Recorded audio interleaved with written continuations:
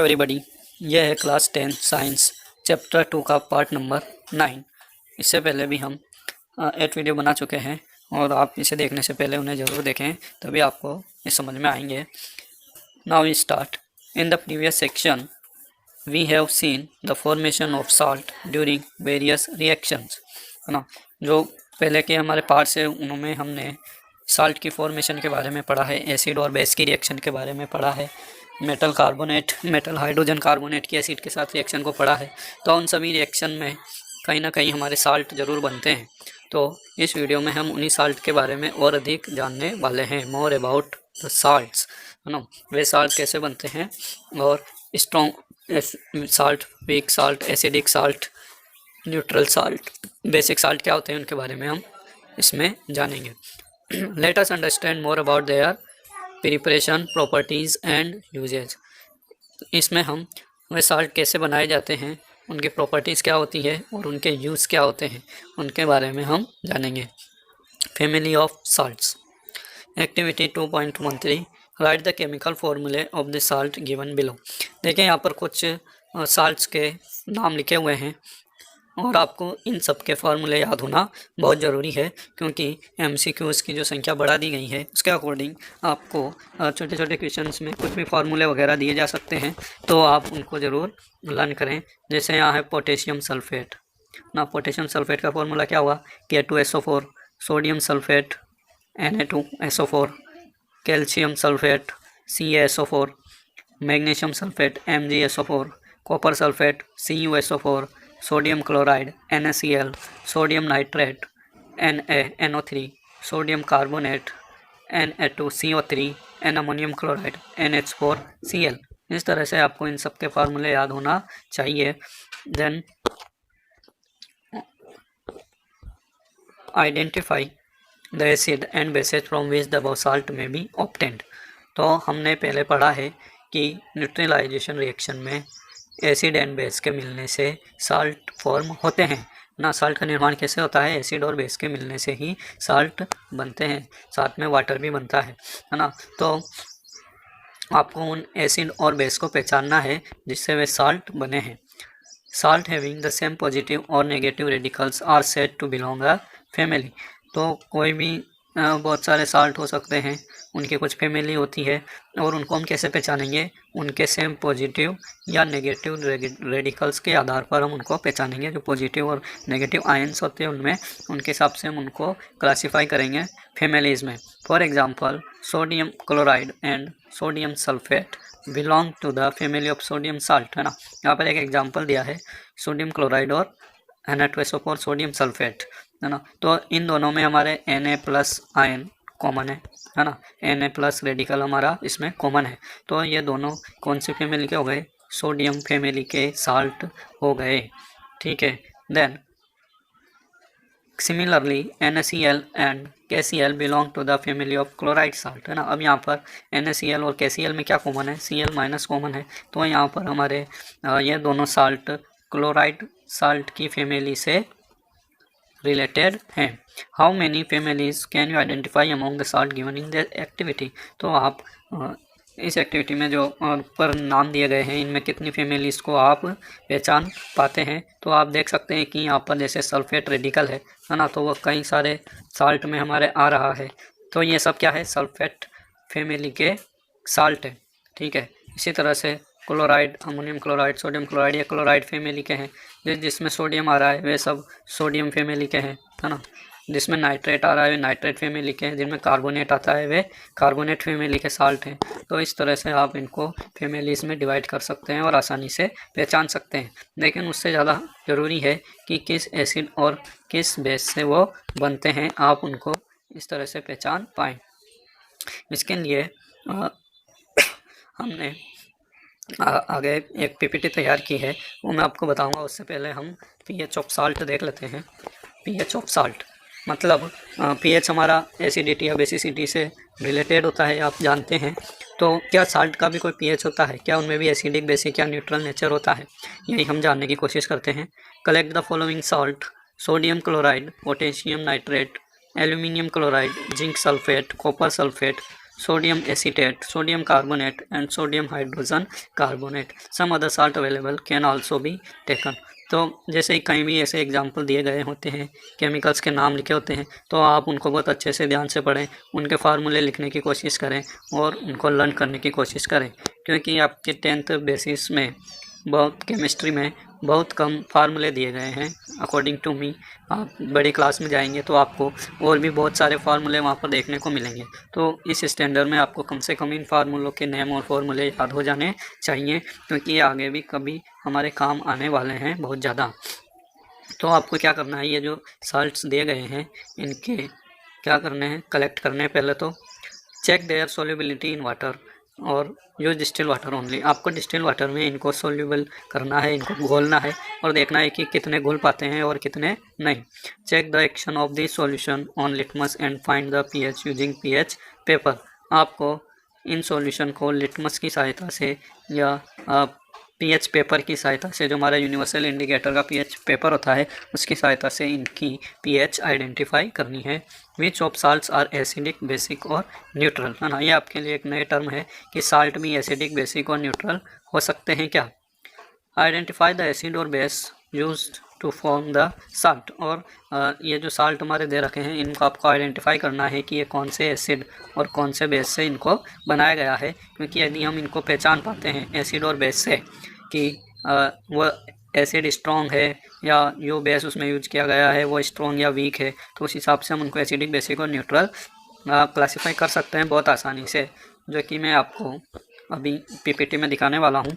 उसके बाद salt of a strong acid and a strong base are neutral with pH value of 7 ना। तो ऐसे साल्ट जो स्ट्रॉन्ग एसिड और स्ट्रॉन्ग बेस से मिलकर बनते हैं, है ना, ध्यान दीजिए, ऐसे साल्ट जो स्ट्रॉन्ग एसिड और स्ट्रॉन्ग बेस के मिलने से बनते हैं वैसे साल्ट कैसे होते हैं, न्यूट्रल होते हैं, है ना। दिस साल्ट आर न्यूट्रल और उनका पीएच कितना होता है, 7 होता है। On the other hand salt of a strong acid and a weak base are acidic with pH value less than 7, है ना। वहीं दूसरी ओर अगर हमारे पास एसिड स्ट्रॉन्ग है और बेस वीक है ना, यदि हमने स्ट्रॉन्ग एसिड में वीक बेस को मिलाया है तो हमारा जो साल्ट बनेगा वह कैसा होगा, एसिडिक होगा with pH value less than 7, और उसके पीएच वैल्यू डेफिनेटली 7 से कम होगी। And those of a strong base and weak acid are basic in nature. और वहीं दूसरी ओर यदि हम एसिड वीक लेते हैं, है ना, वीक एसिड लेते हैं और स्ट्रॉन्ग बेस लेते हैं, तो हमारा जो साल्ट बनेगा उसका नेचर कैसा होगा, बेसिक होगा और उसकी pH value will be more than 7, है ना। तो आपको यहाँ पर बहुत अच्छे से पता होना चाहिए कि स्ट्रॉन्ग साल्ट क्या होते हैं, वीक साल्ट क्या होते हैं और स्ट्रॉन्ग एसिड, वीक एसिड क्या होते हैं, है ना। तो इसके लिए मैंने आपके लिए एक पीपीटी बनाई है, वो अभी आपको दिखाता हूँ। ये देखिए फ्रेंड्स, यहाँ पर आपके लिए मैंने एक लिस्ट बनाई है strong acid, weak acid, strong bases and weak bases की। तो आप यहाँ पर आइडेंटिफाई कर सकते हैं कि कौन स्ट्रॉन्ग एसिड होते हैं, जैसे हमारा HBr, HCl, है ना, HI, HNO3, HClO4, sulphuric acid, ये सब हमारे स्ट्रॉन्ग एसिड हैं, है ना। वहीं acetic acid, carbonic acid, formic acid, hydrocyanic acid, hydrofluoric acid, phosphoric acid, ये सब हमारे वीक एसिड होते हैं। तो आप अगर इनको अच्छे से पहचान पा रहे हैं तो आप आसानी से साल्ट के बारे में भी प्रेडिक्ट कर सकते हैं कि वह एसिडिक होगा, न्यूट्रल होगा या बेसिक होगा। स्ट्रॉन्ग और वीक एसिड्स बेसिस के बारे में हमने इसके प्रीवियस वीडियो में पढ़ा है, आप उसको अच्छे से देखें और समझें कि स्ट्रॉन्ग एसिड कौन होते हैं, है ना। अभी आप इतना समझ लें कि स्ट्रॉन्ग एसिड वे होते हैं जो कम्प्लीटली आयोनाइज हो जाते हैं और जो ज़्यादा मात्रा में H+ आयंस रिलीज़ करते हैं सॉल्यूशन में जब हम उनको वाटर में डिजोल्व करते हैं। वहीं वीक एसिड वे होते हैं जो कम मात्रा में H+ आयंस रिलीज़ करते हैं या जो कम्प्लीटली आयोनाइज नहीं होते हैं वाटर सॉल्यूशन में। इसी तरह से स्ट्रॉन्ग बेसेज वो होते हैं जो ज़्यादा OH- आयंस रिलीज़ करते हैं। और वीक बेसेज कौन होंगे, यस, जो कम मात्रा में OH माइनस आयंस रिलीज करेंगे या वाटर में डिजोल्व करने पर वे कम आयोनाइज होंगे, उन्हें हम वीक बेसेस कहेंगे। तो आप यहाँ पर इनकी लिस्ट को अच्छे से देख लें और इसको लर्न करने की, याद करने की कोशिश करें। Barium hydroxide, calcium hydroxide, lithium hydroxide, potassium hydroxide, sodium hydroxide, ये सब हमारे स्ट्रॉन्ग बेसेज हैं। आप इनको नोट करके लिख के रखें और याद ज़रूर करें। Then ammonia, diethyl amine, methyl amine, sodium bicarbonate ना, इसमें बहुत हमारे इम्पोर्टेंट है सोडियम बाइकार्बोनेट। ये मेटल हाइड्रोजन कार्बोनेट है, इसकी रिएक्शन हमने पढ़ी है एसिड्स के साथ, है ना। तो ये अमोनियम क्लोराइड बनाता है हमारा, सोडियम क्लोराइड बनाता है। सोडियम बाइकार्बोनेट जब HCl से मिलता है, हमने रिएक्शन पढ़ी है ना, तो वो क्या बनाता है, जब वीक बेस स्ट्रॉन्ग एसिड से मिलेगा तो हमारा एक साल्ट बनेगा NaCl, है ना। आप पता कर पा रहे होंगे कि इन दोनों के मिलने से क्या बनेगा, एक साल्ट बनेगा NaCl। तो बताइए वह हमारा एसिडिक साल्ट होगा या बेसिक साल्ट होगा। तो आप आसानी से बता सकते हैं कि स्ट्रॉन्ग एसिड और वीक बेस के मिलने से हमारा जो साल्ट बनता है वह एसिडिक होता है। कैसा होता है साल्ट, एसिडिक। तो इस तरह से आप पता कर सकते हैं, लेकिन आपको पता कब चलेगा, जब आपको उस जो साल्ट हमें दिया गया है वह कौन से एसिड से और कौन से बेस से बना है, ये जानना हमारे लिए ज़रूरी होगा। फिर उसके बाद हमें पता लगाना होगा कि वह स्ट्रॉन्ग एसिड है या वीक एसिड है, या स्ट्रॉन्ग बेस है या वीक बेस है। फिर हम आसानी से पता कर सकते हैं किसी भी साल्ट का नेचर, वह एसिडिक होगा, न्यूट्रल होगा या बेसिक होगा।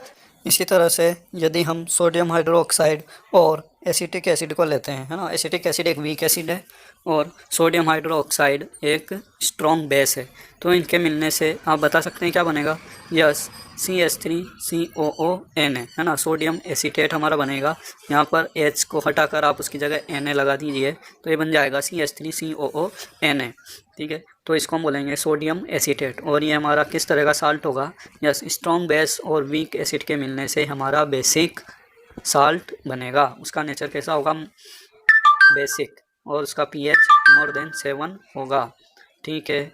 और आप कोई भी इसमें साल्ट बनाकर देख सकते हैं और उनका pH आइडेंटिफाई कर सकते हैं। और यहाँ पर मैंने आपके लिए एक और टेबल बनाई है, इसमें कुछ एसिड और बेस के उनके नेचर लिखे हुए हैं। जैसे अगर एसिड स्ट्रॉन्ग होगा, बेस स्ट्रॉन्ग होगा, तो हमारा जो साल्ट बनेगा वो कैसा होगा, न्यूट्रल होगा। हमने एग्जांपल के लिए यहाँ पर NaOH और HCl लिया है। NaOH आपने अभी लिस्ट में देखा स्ट्रॉन्ग बेस है और HCl हमारा स्ट्रॉन्ग एसिड है ना। तो एसिड और बेस दोनों यदि स्ट्रॉन्ग होंगे तो हमारा साल्ट भी कैसा होगा, न्यूट्रल होगा। देन यदि हम स्ट्रॉन्ग एसिड और वीक बेस लेते हैं, यहाँ पर स्ट्रॉन्ग एसिड HCl है और वीक बेस है NH4OH, तो इन दोनों के मिलने से अमोनियम क्लोराइड बनेगा और इसका नेचर कैसा होगा, एसिडिक होगा, क्योंकि यहाँ पर स्ट्रॉन्ग कौन है, एसिड है, तो इसका नेचर एसिडिक है। देन यदि हम एसिड वीक लेते हैं और बेस स्ट्रॉन्ग लेते हैं तो हमारा साल्ट कैसा बनेगा, बेसिक, और इसका एग्जाम्पल है acetic acid plus sodium hydroxide ना। तो हमारा यहाँ पर क्या बनता है, सोडियम एसीटेट, ठीक है, इसको बोलते हैं CH3CONA को सोडियम एसीटेट या सोडियम इथेनॉइट भी हम इसको बोलते हैं।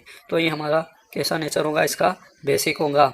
देन यदि वीक और वीक हम दोनों एसिड और बेस मिलाते हैं तो हमारा जो साल्ट बनेगा, जैसे यहाँ पर वीक एसिड है, एसिटिक एसिड, वीक हमारा बेस है अमोनियम हाइड्रोक्साइड NH4OH, दोनों को मिलाया तो हमारा बन गया अमोनियम एसीटेट, है ना। तो अमोनियम एसीटेट जो है वह हमारा न्यूट्रल साल्ट होता है। इस तरह से आप उनको आइडेंटिफाई कर सकते हैं। और यदि आपको इस तरह से कोई भी साल्ट दिया जाए क्वेश्चन में, MCQ बहुत सारे इसमें बन सकते हैं और डेफिनेटली एक क्वेश्चन आता ही है, तो आप अच्छे से उसको डिसोसिएट करें। सोडियम क्लोराइड दिया है तो वह NaOH और HCl से मिलकर बना होगा, ये आपको फाइंड करना है।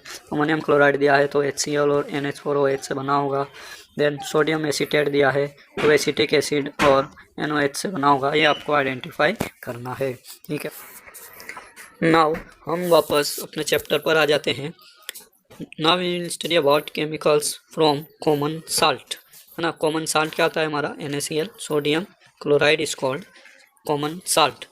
By now you have learned that the salt formed by the combination of hydrochloric acid and sodium hydroxide solution is called sodium chloride। तो हमने तक ये सीख लिया, पढ़ लिया है कि सोडियम क्लोराइड जो होता है वह हाइड्रोक्लोरिक एसिड और सोडियम हाइड्रोक्साइड HCl और NaOH के मिलने से बनता है। This is the salt that we use in food, और हम इसी साल्ट को NaCl को ही अपने भोजन में नमक के रूप में यूज़ करते हैं। You must have observed in the above activity that it is a neutral salt, और ये भी हमने फाइंड करना सीख लिया कि ये किस तरह का साल्ट होगा, इसका नेचर क्या होगा, इट विल बी न्यूट्रल, क्योंकि ये एक स्ट्रॉन्ग एसिड और स्ट्रॉन्ग बेस के मिलने से बना है। Sea water contains many salt dissolve in it. Sea water हमारा समुद्र का जो पानी होता है, समुद्री जल, उसमें कई तरह के साल्ट डिजॉल्व होते हैं। Sodium chloride is separated from the salt, और इनमें से सोडियम क्लोराइड को अलग किया जाता है। Deposits of solid salts are also found in several parts of the world, है ना। हमारे वर्ल्ड में, पृथ्वी पर कई जगह सॉलिड साल्ट के डिपॉजिट पाए जाते हैं, है ना, जिनको हम खनिज लवण कहते हैं। जैसे हमारे कोयला वगैरह होते हैं भूमि के नीचे, उसी तरह से साल्ट के डिपॉजिट भी होते हैं। These large crystal are often brown due to impurities, और इस तरह के जो लवण होते हैं, साल्ट होते हैं, उनका कलर कैसा होता है, ब्राउन होता है, क्योंकि उनमें कई तरह की इम्प्योरिटीज़ होती हैं, वह कई तरह के साल्ट का मिक्सचर होते हैं। This is called rock salt, और इसको हम रॉक साल्ट भी कहते हैं। जनरल भाषा में हम इसे काला नमक कहते हैं ना, जो ब्राउन ब्राउन कलर का होता है, डार्क ब्राउन कलर का काला नमक, उसको हम रॉक साल्ट कहते हैं, जो कि समुद्र से ना प्राप्त करके किसी माइंस में, है ना, इसको रॉक से या भूमि में से खोद कर निकाला जाता है। Beds of rock salt were formed when seas of bygone ages dried up. तो आप यहाँ पर अंदाज़ा लगा सकते हैं कि ये रॉक साल्ट बना कैसे होगा। तो यह बायगोन एजेस, है ना, बहुत सदियों पहले जो समुद्र थे वह सूख जाने से, उनके ड्राइड अप होने की वजह से ये रॉक साल्ट की बेड्स, इनकी परतें ज़मीन के नीचे बन गई। Rock salt is mind like call, और रॉक साल्ट को कॉल की तरह, हमारा कोयले की खदान होती है, उसी तरह से इसको ज़मीन में से खोद कर निकाला जाता है।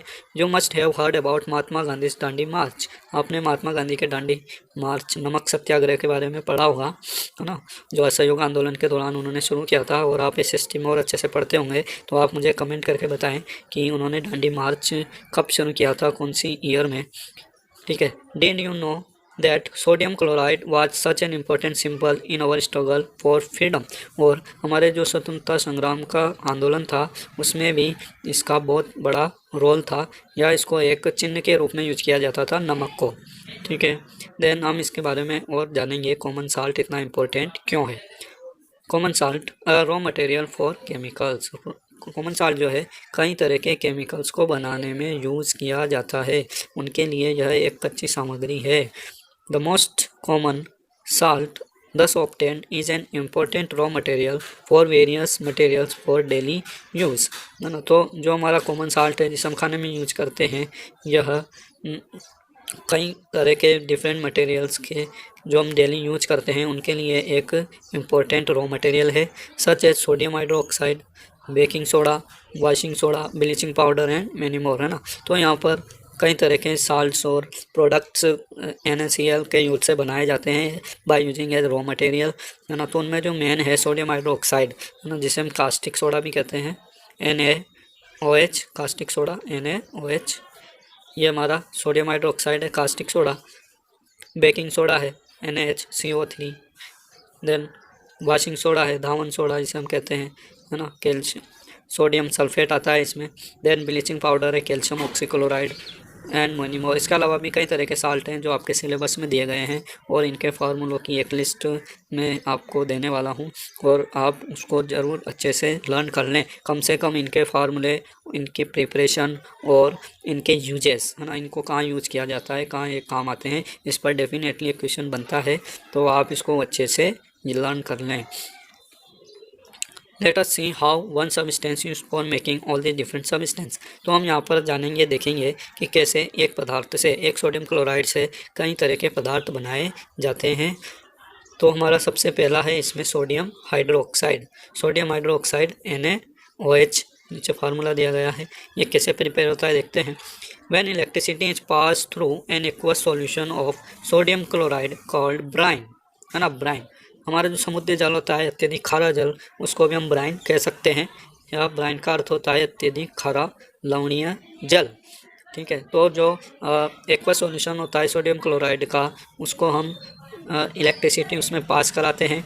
It decompose to form sodium hydroxide, और यह डिकम्पोज होता है ना। सोडियम क्लोराइड डिकम्पोज होगा सोडियम में और क्लोरीन में। डिकम्पोज होना मतलब टूटना, अपघटित होना। The process is called chlor alkali process, और इस प्रोसेस को क्या कहा जाता है?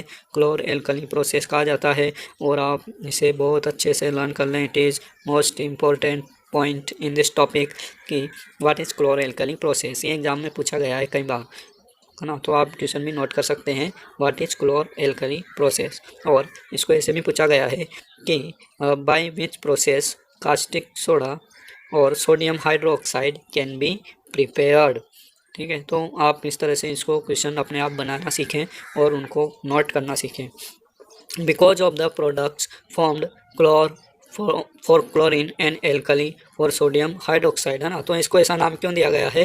क्योंकि इसमें 2 प्रोडक्ट बनते हैं, वैसे 3 बनते हैं, लेकिन मेन प्रोडक्ट है हमारे क्लोरीन और NaOH, है ना। तो क्लोरीन से हमारा नाम आया है क्लोर, और NaOH से हमारा नाम आया है एल्कली, क्योंकि ये वाटर सोल्यूबल बेस होता है, इसलिए हम इसको एल्कली भी कह सकते हैं, है ना। इसकी डेफिनेशन हमने पूर्व में पढ़ी है। देन तो जब हम इलेक्ट्रिसिटी पास कराते हैं ब्राइन में aqua solution of sodium chloride में साथ में, तो वहाँ पर हमें प्रोडक्ट मिलते हैं NaOH, Cl2 एंड H2, है ना। और ये तीनों प्रोडक्ट हमारे इंडस्ट्रियल पर्पस के लिए बहुत ज़्यादा इम्पोर्टेंट है। देखिए कैसे। Chlorine gas is given of at the anode ना। आप नीचे डायग्राम देख सकते हैं। ये नोट के थोट का लफड़ा आपको समझना पड़ेगा कि यहाँ पर क्या प्रॉब्लम है। देखिए यहाँ पर डायग्राम को समझते हैं पहले। ये हमारा एक सेल है ना। इस सेल का नाम होता है नेल्सन सेल्स। कई बार इसको भी क्वेश्चन पूछ लेते हैं 1 मार्क में, MCQ में, कि क्लोरेल्कली में यूज़ किए जाने वाले एपरेटस का सेल का क्या नाम होता है? तो हम उसका नाम क्या है? नेल्सन सेल, क्योंकि नेल्सन नाम के साइंटिस्ट ने इसको बनाया था। तो इसको आप नोट कर लें अच्छे से। तो नेल्सन सेल के अंदर हम ब्राइन भरते हैं एक साइड से, ठीक है। बीच में उसमें एक मेम्ब्रेन लगी होती है और 2 इलेक्ट्रोड लगे होते हैं, एनोड एंड कैथोड। अब आपको समझ आ गया है कि आप इन चीज़ों को अच्छी तरह से लर्न कर लें कि एनोड जो होता है वह बैटरी के पॉजिटिव टर्मिनल से कनेक्ट होता है, और जो कैथोड होता है वह नेगेटिव टर्मिनल से कनेक्ट होता है, ठीक है। तो 2 इलेक्ट्रोड है हमारे, पॉजिटिव नेगेटिव। पॉजिटिव वाले को बोलेंगे एनोड और नेगेटिव वाले को बोलेंगे कैथोड। और हमने इसमें क्या भरा हुआ है? ब्राइन या aqua solution of sodium chloride, ठीक। तो जब हम इलेक्ट्रिसिटी पास करेंगे तो सोडियम क्लोराइड टूटेगा, किस में टूटेगा? Na+ में टूटेगा, और साथ में Cl- में टूटेगा, है ना। तो आपको पता है opposite charges attract each other. तो जिसके ऊपर पॉजिटिव चार्ज होगा वो नेगेटिव इलेक्ट्रोड की तरफ जाएगा, और जिसके ऊपर नेगेटिव चार्ज होगा वह पॉजिटिव इलेक्ट्रोड की तरफ जाएगा। आप समझ पा रहे होंगे ना। तो जो कैथोड है उसकी तरफ हमारा सोडियम आयन जाता है, और जो हमारा इलेक्ट्रोड है एनोड, उसकी तरफ हमारा क्लोरीन आयन जाता है, ठीक है। तो एनोड पर यहाँ पर H+ आयन्स सोडियम के साथ अवेलेबल है, तो Na+ और OH हमारे आपस में मिलकर क्या बना लेंगे?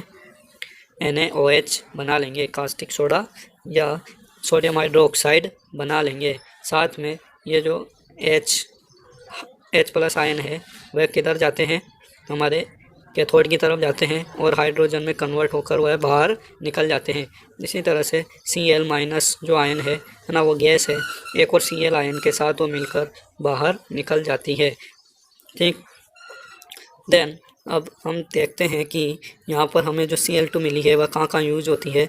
Water treatment, swimming pools, PVC की फुल फॉर्म होती है पॉलीविनाइल क्लोराइड, डिसइंफेक्टेंट, है ना। ये साफ़ सफाई करने में इसको यूज किया जाता है, या पानी को शुद्ध करने में।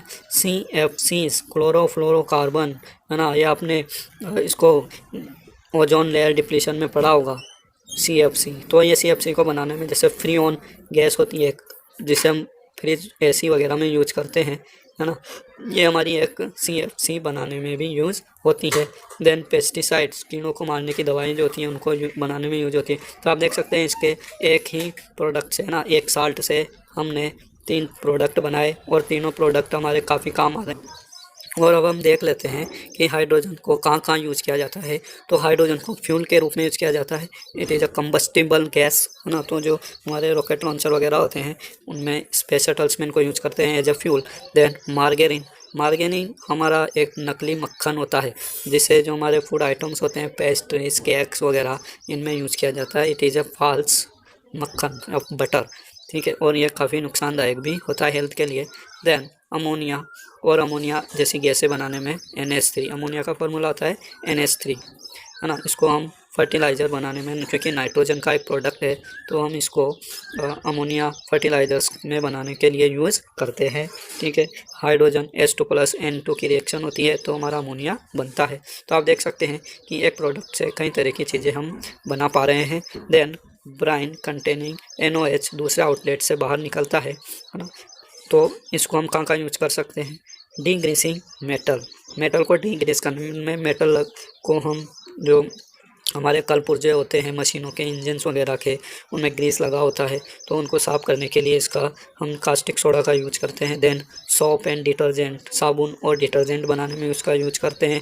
पेपर मेकिंग में और आर्टिफिशियल फाइबर्स बनाने में इसका यूज़ करते हैं। तो आप देख पा रहे होंगे कि यह काफ़ी इम्पोर्टेंट हमारे लिए रॉ मटेरियल होता है सोडियम क्लोराइड, और इससे हम कई तरह के प्रोडक्ट्स बना सकते हैं। देन हमारा एक पैरा रह गया था ऊपर, let's it. Chlorine gas is given of at the anode, है ना। क्लोरीन गैस कहाँ रिलीज होती है, एनोड पर। Hydrogen gas at the cathode, hydrogen gas cathode पर रिलीज होती है। Sodium hydroxide solution is formed near the cathode, और जो सोडियम हाइड्रोक्साइड सॉल्यूशन होता है वो कैथोड पर पास बनता है। The three products produced in this process are all useful, और जो 3 प्रोडक्ट बनते हैं इस प्रोसेस में तीनों बहुत यूजफुल हैं। Figure shows the different uses of this product, और उन यूजेस के बारे में हमने पढ़ लिया है, और आप इसको नोट कर लें अच्छे से, इस क्वेश्चन को तैयार कर लें, है ना। तो यहाँ पर हमारे क्वेश्चन बन जाते हैं कई तरह से। What is chloralkali process? Name the products formed in chloralkali process. What are the uses of products formed in chloralkali process? Name the ingredients or raw material used for making caustic soda, है ना। या फिर आपको एक simple सा question भी बन सकता है, What is the chemical name of caustic soda? तो इस तरह से आप इनको याद करें, लर्न करें। MCQ यहाँ पर बनने के बहुत ज़्यादा चांसेस होते हैं। तो मिलते हैं आपसे नेक्स्ट वीडियो में। आपको वीडियो कैसा लगा कमेंट करके बताइए। कोई क्वेरीज हो तो आप वो भी बता सकते हैं। Then subscribe and like this video for more notification. Okay, thank you.